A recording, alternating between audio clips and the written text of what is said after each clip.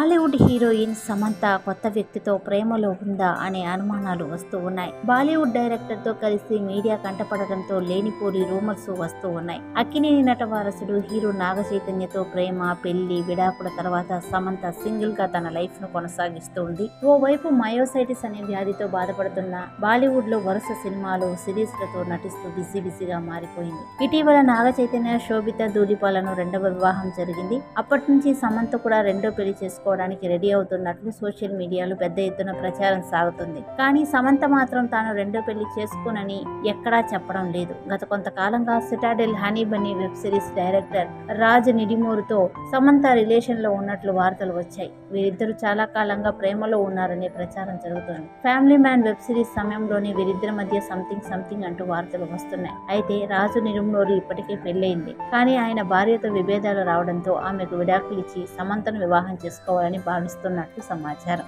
ఈ నేపథ్యంలో సమంత మరోసారి ఆ దర్శకుడితో కలిసి కనిపించింది. ఈ ఫోటోలు వైరల్ కావడంతో సమంత రెండో పెళ్లి కూడా చేసుకోబోతున్నట్లు టాక్ వస్తోంది.